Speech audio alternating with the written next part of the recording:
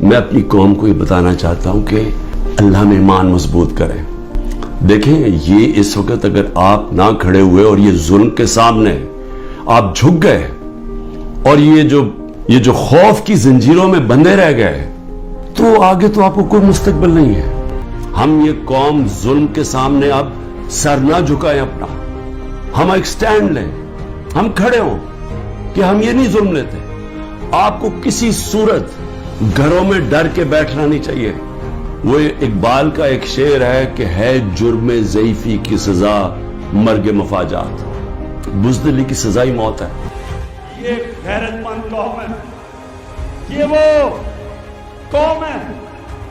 جب ہمارا ملک بن رہا تھا تو جو نعرہ تھا کہ پاکستان کا مطلب کیا,